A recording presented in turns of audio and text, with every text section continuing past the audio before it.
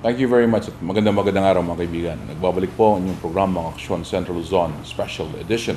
Ito po si Sunny Lopez at alam naman po natin we're going to our 9th year po ng pagkakaroon po ng isang palatuntunan na halos lahat po ay pinag-uusapan, lalong-lalo na po tungkol sa kalusugan. Ang tao ata ngayon, especially this modern times, naghahanap ng mga lahat ng paraan para gumanda ho ang kanilang nararamdaman sa katawan, no? Maraming mga sakit na lumalabas, maraming mga doktor, maraming espesyalista. Pero tayo ho, we look at various ways on how we can improve our well-being, no? Kaya ngayon po mga kaibigan, we're going to feature on Miracle Coconut Cider. And meron po tayong kasama dito, yun hong founder ng Miracle Coconut Cider. At isa ho naman na kasama rin ho natin ng Chief Executive Officer po ng Miracle Coconut Cider. But first, let me introduce to you the founder, an agronomist in the person of Mr. Leopoldo Escosio. Welcome po, sir. Magandang umaga po. At kasama po niya si Mr. Ed Natividad, CEO at head po ng marketing ng Miracle Coconut Cider. Welcome to the show, sir. Welcome. Good afternoon. At mga kaibigan, gusto kong tanongin muna si Mr. Escosio, dahil po itong Miracle Coconut Cider, yung iba ho alam, yung iba naman ay hindi alam. Pwede niyo ikwento sa amin kung ano itong Miracle Coconut Cider, Mr. Escosio? Miracle Coconut Cider, isa siyang uri ng suka na cider dahil nakakatulong magpagaling ng karaniwang sakit ng isang tao, which includes zinc, manganese, magnesium, iron, calcium, enzymes, and antioxidants. Yung mga tao kasi... Part po yan ng Miracle Coconut Cider. Opo. Okay. Ito yung kinalalaman ng isang Miracle Cider. Ang tayo kasi, habang tumatanda tayo, nagkakaroon tayo ng lapses pagdating sa minerals. Kaya ibinibigay ng isang Miracle Cider yung kaukulang minerals na kailangan ng isang tao araw-araw. So, ito ho, gano'n na ho katagal itong nasa na-invento nyo, Mr. Escosio? Matagal na ito, bali umabot ng 10 to 11 years na, pero pagdating sa market, nilance namin ng 2009 sa SM. Tapos, pinulaot ko within 3 months, nag-ano kami sa sa iba pang pagdating sa marketing, hanggang na mag-distribute na lang. Mag-distribute ho. Pero sino ho kayo, sir? Sino ho si Mr. Escosio? May we know who is the founder ng Miracle Coconut Cider? Please tell us. Ako lang yung simpleng tao na simple ang buhay, na tubong Pangasinan. Tapos, ang nanay ko taga La Union. Talagang bata pa ako, sa research na talaga ako. Panggalato kayo, ha? Opo. Marami dito, sa area natin, ang maraming taga Pangasinan ho. Opo. Yun na po. Kaya nung bata ko, galit ang nanay ko dahil pati manok namin, baboy, ini-injectionan ko na. Okay. Nag-eksperimento kayo, bata pa kayo. Pero scientific ba naman yan o ano lang? Hindi naman. Vision. Bali, ito na yung ina-apply namin sa isang, kasi dati akong empleyado ng Bureau of Animal Industry. Kaya ina-apply ko rin sa ibang halimbawa sa pusa. Inaano ko yun. Tapos, hanggang nagkaroon ng problema ako. Opo. Ang tanong ko sa sarili ko, bakit ko nasusolve yung halaman, yung mga sakit nila, bakit sarili ko hindi ko masolve? Yan ang trabaho ng agronomist, di ba? Opo. Ano ho bang nararamdaman nyo, Mr. Escosio? Bakit? Matagal na ako may UTI, bali 15 years na. Tapos nung na-diagnose ako ng hypertension, 2002. Sabi ng Pero doktor, sabi nyo, basically, underweight kayo, pero ba't kayo nagkaka-hypertension? opo, hindi naman pinipili ang isang hypertension. Pero usually, di ba? That's, opo, dapat ngayon sabi ng doktor, i-maintain ko yung gamot ko. Lifetime. Hindi dapat ako mag-maintain ng sakit sa loob ng katawan ko. hypertension, usually naman, pag nahatulang kayo niyan, yung gamot nyo, maintenance is for lifetime na talaga, di ba? Magastos pa yan. Doon nang umpisa yung research. Nag-research ka? Opo, nag-research. Okay. Bakit natune po kayo sa sa coconut? Kasi naririnig ko, apple cider is very good, di ba? Opo. Oo. Coconut kasi, nung grade 6 pa ako, ko sa teacher ko, Tree of Life. Okay. Tapos hinanap pa rin natin hanggang ngayon, Fountain of Youth. pag pinagtugma mo yan, yung pala, niyog lang pala. Opo. Fountain of Youth, Tree of Life. Opo. Ibig sabihin, Fountain of Youth, tubig. Tree of Life, pampaba ng life. Ano yung nandun sa tree na yun? Opo. Yun ang question mark. Kaya dapat isusulto na nandun pa rin yung sagot. So, na-interest kayo doon Opo. because of that. Sige ho, tuloy niyo ang kwento niyo, Mr. Escocio. Kaya ginamit ko ang agronomic principles na pag walang sabaw, yung isang nyog, nahulog. Yung nyug, Yung nyog na walang sabaw, nahulog. Tapos yung nyog na may sabaw na walang laman, hindi siya nahulog.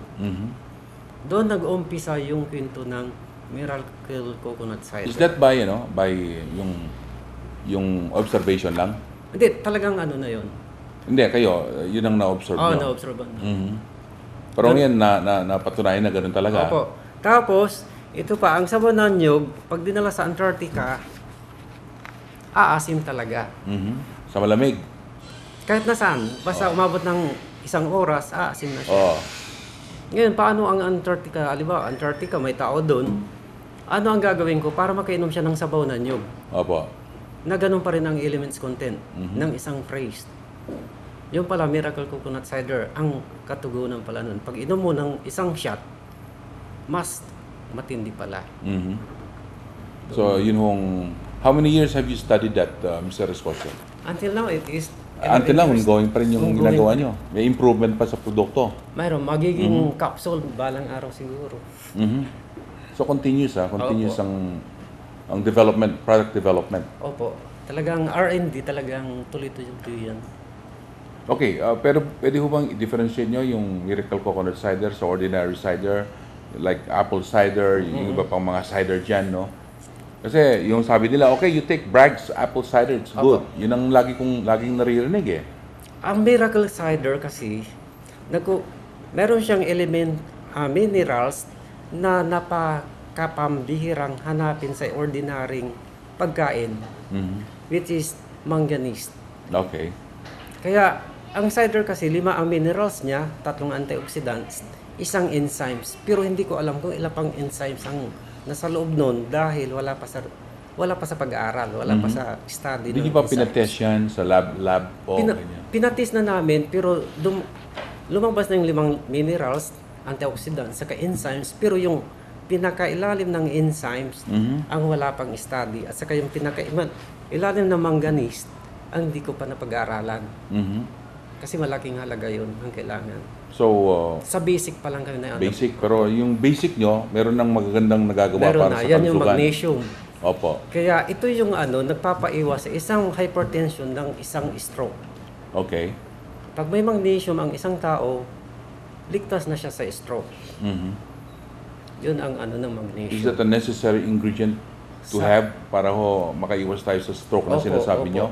Which is na ngayon very common sa maraming mga Filipino. Bili Marami na stroke, bili diba? ko muna sa buong mundo, Oo. yung stroke, so hypertension. Pati yung mga Pilipino, gumaya-gaya na rin, di ba? Opo. Kasi halaman talaga kulang na rin sa elements how much more sa tao. Opo.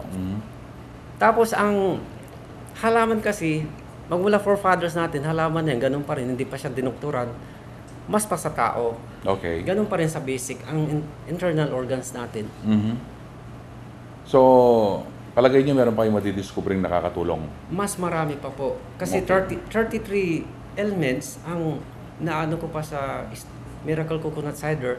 Siguro sa ibang mga taon na hanggang AIDS or cancer. Okay. Pa yan. Meron naman akong gustong itanong na very, very important po to. Kasi sinasabi niyo Miracle Coconut Cider, no? Bakit hindi nila ako iinom ng buko? Buko juice na lang ako. Ang buko juice kasi meron siyang potassium content. 11%. Excessive intake ng fresh buko juice. Masama naman sa katawan ng Ano isang ang tao. nagiging... Magpo-formulate ng isang kidney stones. Kasi yung stone kasi, yung potassium, isa siyang element doon sa stone. So, what is yung dapat na intake lang ho sa... Yung mababang potassium content. Hindi ho, mga ilan sa isang araw na buko ang dapat mong tinitake para hindi ka No. abutin doon sa dangerous level. Once in a 2 days or 3 days Mhm. or twice in a week, Opo. pwede na rin siya. Pwede na ho yan. Opo. Mhm. Oh, yun naman hong Miracle Coconut Cider. Ano hong mga health benefits nito? Are there some what are your discoveries? Are there some people who can attest to the fact that your Miracle Coconut Cider is really good for your health? Upang taking in ng isang shot ng Miracle Co Cider, roll it in your mouth like red wine, Mhm. and then slightly absorb it. Opo. After 12 hours, you can see the difference. Mhm. You're unhappy today and tomorrow you're happy. Mhm. Ganun yun ang ano. Lahat ba happy? Yeah, opo. Oo. Sir, sagutin niyo yan. Happy sir dahil pagkatapos uminom kasi doon, mawawas out lahat ng toxins. Okay. Ah, How long will that take before the toxins will be eliminated from our bodies? So, pagtik niya ngayon, early the morning, Meron na yan. Mayroon na siyang Gumaganda yung di ba? meron na siyang epekto. Dumadala sa atang pag-ihi, no? Kasi I took Opo, some. pag Tapos yung may pati yung... problema sa kidney, Okay. madalas ang pag-ihi. Pag may problema sa colon, madalas ang bowel Pagdumi. movements. Opo. Tsaka yung pagpapawis. Pagpapawis, meron siyang mahina siya magpapawis dati. Kaya nung nakinom siya, pinapawisan. Kaya Which is all good, metabolism- di ba? Opo. Dahil yan, excretion of waste yan, di ba? Opo. Yung pagpapawis, pagjingle, tsaka yung pagdudumi. Ganun mo alam ko dyan eh. Opo. Yan talaga ang isang healthy na tao na normal ang excretion lahat. Mhm. Okay. Let me ask you, no? Meron ba naman side effect ang pag-take ng Miracle Coconut Cider? Ay wala po. Dahil ito ay organic, wala siyang chemicals na added. Tapos, kahit na isang baso mong lunukin sa isang shot, walang problema. So there's no overdose? Wala. Matutulog ka lang. Matutulog ka ba? Yung gaganda yung tulog mo, ganun? Opo. Okay. So, pag kailangan ba forever na take ito? Hindi naman po. If your health improve, Oo. pwede mong stop, ganun. Pwede mong stop in a short time lang muna. Oo. Kasi ang kinakain kasi natin may toxins na eh. Mhm. Kaya dapat safe na yung habang kumakain tayo, dapat uminom ka ng Miracle Coconut Cider para mailabas mo agad yung toxins. Kung mahilig ka sa matatabang pagkain, nakakatulong ba yan? Opo, ilalabas niya. Yung taba-taba, ganun, yung Ilalabas niya. pasisig-sisig. Alam niyo naman kami dito sa Pampanga, no? Buti kayo dun sa Pangasinan, mahilig kayo sa gulay-gulay dun eh. Kaya dito sa Pampanga, yung 911 ang gusto namin, mga sisig, ganyan, mga chicharong bulaklak. So, will it help you if you take Miracle Coconut Cider? Opo, pagkakain mo ng isang baboy, Mm. after that, inom ka ng Miracle Coconut Cider. Ang panlasa nung Ano bang dapat? Ano bang dapat? Mauna yan bago ka kakain o after? kahit na after or before, or pagkagising sa umaga, pwede rin. Okay. Hindi siya sasabihin nila acidic. Hindi siya acidic. Habang bumababa, alkaline Pero siya. maasim talaga, di ba? Hindi naman siya totally maasim na 4.0 ang maximum siya. Yung asim niya. Mhm. Pwede bang gamitin sa pagluto, ganun? Pwede rin po, pero wag lagyan ng tubig yung paksiw. Pure ganun? cider lang siya. Pure cider. Di yung dami cider ang gagamitin doon, di ba? Hindi, konti lang naman. Okay. Pero as you said, walang overdose yan. Wala pa. Sabi nyo, yung isang shot, when you talk about isang shot, anong ibig nyo sabihin dyan? Isang jigger, yung... Isang jiggler, 35 ml yata yun. Mhm. Tapos, after that, next day na yun, kalahati. Okay. Mhm. Ngayon, kung gusto mo, kalahati, or sa morning, kalahati din sa night, bago ka matulog, pwede rin. How about lunch yun? Lunch pwede time. rin, depende naman sa kinain mo. Alibawa, kung meat lahat at makolesterol, after that, inom ka agad. Oo. Nakakatulong yan, ha? Opo. Oh, Nakakatulong siya. narinig ko na yan eh. Sa apple cider nga lang, no? Pero this time, it's coconut cider that we're talking about. Opo. Mahirap namang i-ano ko yung apple cider, siyempre yun. Basta, Miracle Coconut Cider, mas maganda talaga sa ibang produkto. Mas may milagro. Opo, kaya siya miracle. Okay. So, let me ask you, no? Saan mo kayo nagpo-produce nito? Is it produced in the Philippines? Sa bagong silang proper, Labo, Camarines Norte, Bicol po. That's in Bicol, di ba? So, pero kayo norte, parang ang layo ng pinanggagalingan nyo. Doon na kayo nag-i-stay ngayon. Nag-stay na doon. Okay. So, yung product natin, saan napupunta na? Dito sa sa Pilipinas, meron na rin kami sa States. Mhm. Yun lang po. Pero mahirap kasi ang courier. Nahirapan kami sa couriers kaya medyo Siguro, bilyonaryo na kayo niyan. Alam niyo naman yung maraming kababayan natin mahilig, kasi gagaya nito, even if you take it, wala naman masamang mangyayari sa'yo. Pero ang sinasabi nyo, the positive benefits are there. Okay. O sige, pagpapatuloy po natin ng ating pinag-uusapan, ha? Mag-break lang ho tayo ng konti, sir. Tapos, marami pa akong katanungan sa inyong dalawa, ng mga guests natin dito. Para ho, yung ating mga kababayan dito po sa gitnang Luzon, malaman naman po kung ano itong miracle coconut cider nito na na-invento po, na sinimulan po ni Mr. Escosio, an agronomist po from the north, no, who now is producing this sa south naman, sa may Bicol area po, mga kaibigan. At nandito rin ho si Mr. Ed Natividad, ang Chief Executive Officer po nila, head po ng marketing. So we'll find out, no, yung costing naman ng Miracle Coconut Cider, kung ito po'y abot kaya ng ating pong mga kababayan. Pabalik po kami, mga kaibigan.